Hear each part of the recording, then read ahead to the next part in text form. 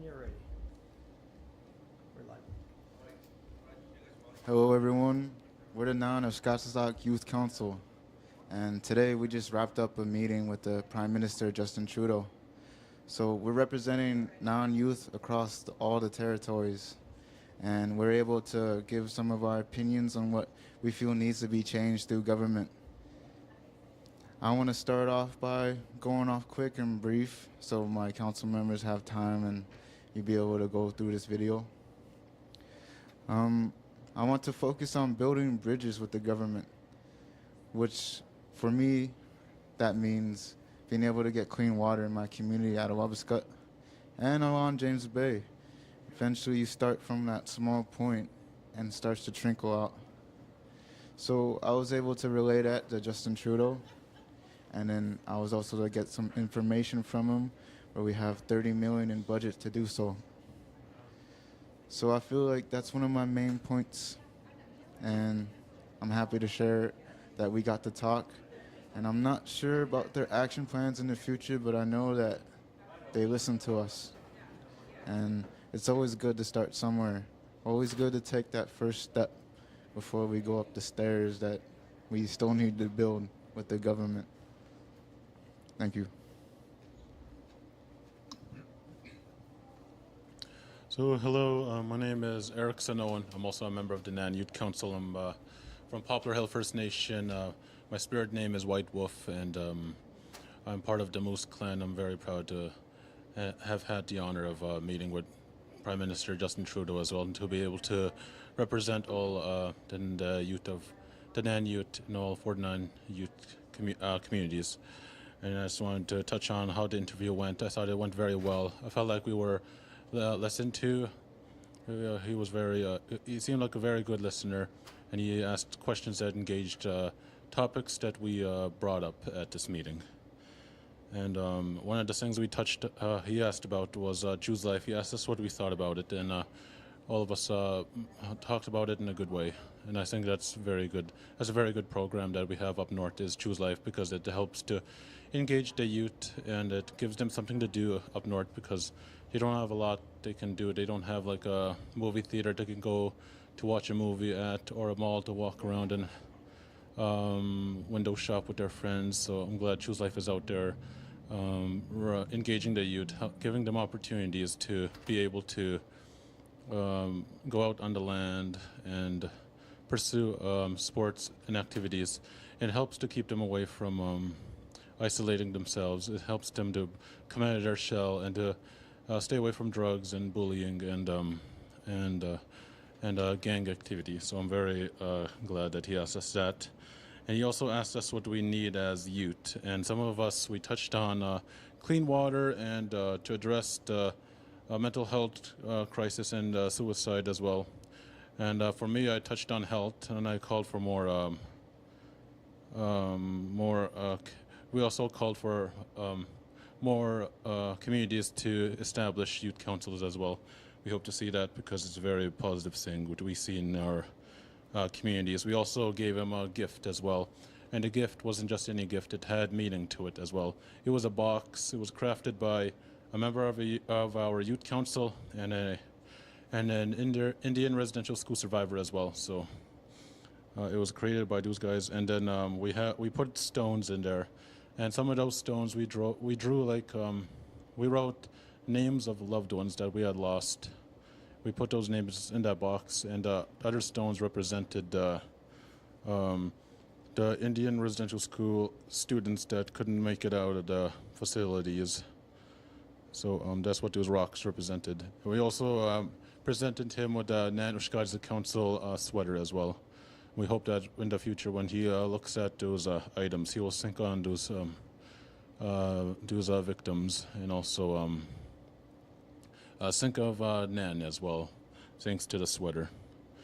And we also put emphasis on having a follow-up meeting, because we're hoping to send a youth delegation to Ottawa to have another meeting with Prime Minister Justin Trudeau, because we want other youth to be able to have the opportunity to come up and voice their concerns and voice their beliefs to the Prime Minister, and ask him the tough questions So that's what we're hoping to get out of this meeting. Well, that's what we hope we got out of this meeting as well, is that we'll be able to have a follow-up meeting, hopefully in Ottawa in the spring. That's what our goal is. Anyways, that's about it on my part. I'm going to pass it on to the next person. Thank you. Hello, my name is Cohen. I'm from Laxal First Nation.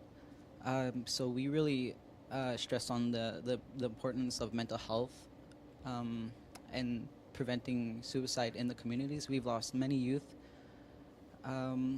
We reminded the Prime Minister and the ministers in the room that it's the federal government's responsibility to provide funding and support First Nation communities.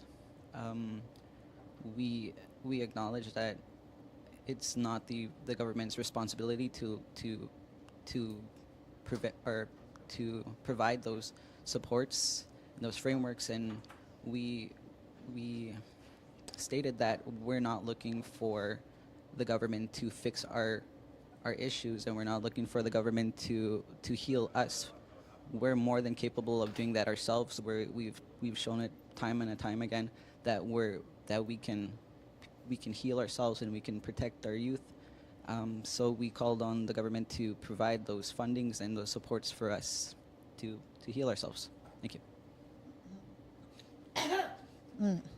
Wache, my name is Mallory Solomon. I'm from Constance Lake First Nation. I am also on the Nan Youth Council. I brought up three main things that I'm very passionate about: child welfare, MAID in Canada, and 2S LGBTQIA plus youth.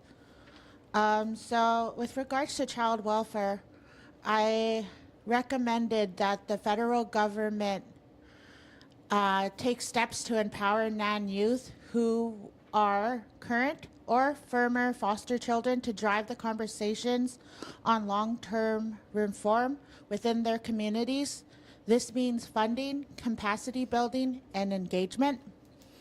And the second subject, in terms with MAID, I asked the government to follow the recommendations from the report of the Special Joint Committee on Medical Assistance in Dying, drawing from the recommendations 3, 4, and 8, to include Nan youth in this conversation, follow these recommendations, and ensure that all levels of leadership are involved, which includes community youth councils, tribal youth councils, and Nan youth councils.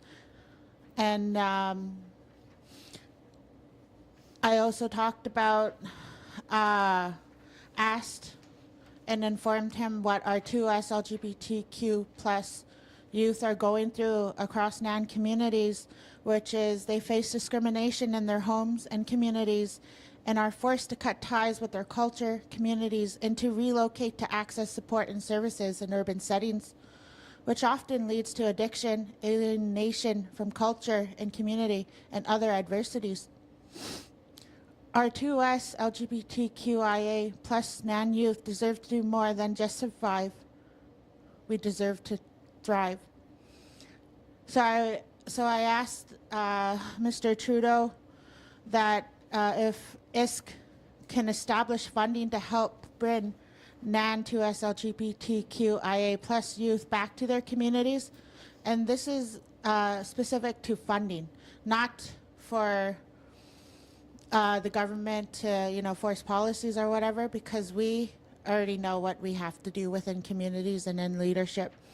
But the funding should go towards the goal of educating and capacity building within communities about 2S LGBTQIA plus people. It should also go towards 2S LGBTQIA plus initiatives, resources, mental health supports across all Nan communities. And it was a good conversation, and he let us go over time, and he really focused on us when we were speaking with him. And I'm going to pass it on to TAAquaten. Oh, me gwitch. Oh, that was crazy. So, Buju Singmakay Dishnakaz, Mishkin Sage Ganindonji, Ochichak Nindodem. Hi, my name is TAAquaten McKay. I'm from Bearskin Lake First Nation, and I come from the Crane clan. today in our meeting with the Prime Minister, I brought up wanting to focus more on resolutions than on the problems and challenges that we face, because everyone is aware of them. We have been talking about them for years and years on end, and I rarely see resolutions being proposed and implemented, and especially ones partnered with the federal government. So I brought the importance for that, but I also stressed the importance of having autonomy for our youth. So having our youth have self-governance skills and have responsibilities inside of the community and to have a voice at the table. So I stressed the importance of that by requesting an implementation of youth councils. Youth councils, it will help the youth thrive in their communities, but also teaching them the life skills that they need in order to survive, basically. Not survive, but to thrive, like what we've been saying. So also just having support from the government. The biggest misconception I think there was is that they thought that we were trying to ask them to come and like save the day, or trying to ask them to come and do all the work for us, but we know, us as people, we don't need any outside help. We need internal action that's coming from inside the communities. But to have that support, the power that the federal government has, to have the support of that behind NAN youth and NAN people is extremely powerful, partnered with youth voices. So I basically brought up just that it's time to stop focusing on the problems and start to progress forward and focus on the resolutions. Because if you focus on the problems, all you're going to see is problems. But if you focus on the solutions, you're going to see those solutions start to come up. And seeing our NAN youth rise up and start to voice their opinions on what needs to be done. Yeah, and while we were in the discussion, Prime Minister Trudeau, he was very receptive to what we were talking about. He also came with questions also. So the question he asked me is, what is the thing that the government can invest the most on in the communities? And immediately I said mental health, because I know that all of our communities are affected with mental health, and it's all interwoven with the different societal issues that we see in our communities. But mental health is one of the hugest things. So rather that's bringing more accessibility to counseling services in the communities, or making it less stigmatized to be in counseling, things like that. So I made sure to bring that up, because I know that the youth are wanting to see a change, because we've been living with these problems our entire lives. So as a result from this meeting, I hope that the youth are seeing the change that they need. Shh.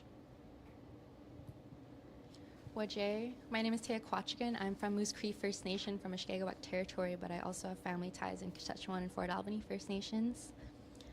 There was a lot of good discussion today, and again on the theme of surviving to thriving, and how suicide prevention is many things. We all spoke about different areas, but we all also really wanted to emphasize the message that all of these things are suicide prevention. Education is suicide prevention. Health is suicide prevention. So I focused on education. I started off with speaking about how youth deserve to have proper education in communities, and also just the importance of communities and the role they play in education. It's not just being in a classroom. I spoke about being around our grandparents, learning our languages, being out on the land, going out for hunts in our spring and fall camps, and I just spoke about how these were things I missed out on because I moved to Thunder Bay for my education personally. And then I also talked about good work being done, such as the Education Jurisdiction Initiatives at NAN, which is aiming to give our communities, our First Nations, their voice and their ability to create their own laws regarding education. I just emphasize the importance for that to continue with that relationship with the federal government. I then spoke about how post-secondary education is also important, how we deserve to have funding for post-secondary education so we don't have to have those barriers. The post-secondary student support program is what we qualify for as First Nations people, and that came because that's our inherent right, that's our treaty right to education. And I called for the government to increase that funding because it is not currently properly accounting for the number of students we have that want to go to school. And lastly, I talked about supporting our Indigenous post-secondary institutes as well, such as Oshkaatisak, which was founded by our 49 First Nations.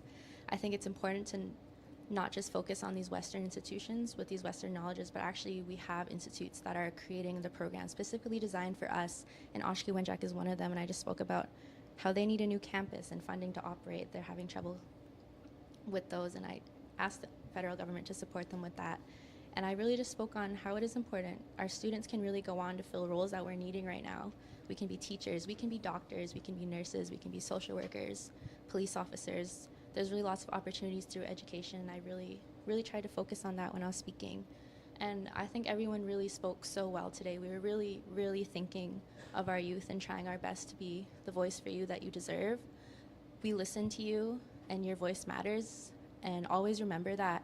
And this meeting came from an initial meeting in Ottawa last month, and that was an emergency meeting called by leadership at Anishinaabe due to the mental health crisis. And that mental health crisis is being experienced most by our youth right now. And then we noted where were the youth at that table. So this meeting came out of that. And it's really amazing that we had this opportunity to meet with Prime Minister Justin Trudeau, and also that we were heard. And that's not just us, that's all of us as youth at Anishinaabe Nation. And again, just ending on that, we want to hold another meeting. This is just the start, and this won't be the last meeting. We really want to hold one soon, hopefully this spring, another one with Prime Minister, where we have more time to have that youth voices there, and especially those youth in communities.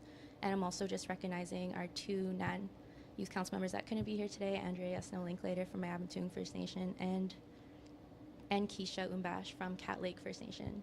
And Keisha actually couldn't be here because of travel, because she couldn't get out of her remote First Nation due to weather. So these are all things that are important and that matter. And again, just really appreciate the opportunity to appreciate everybody who spoke today, and miigwech.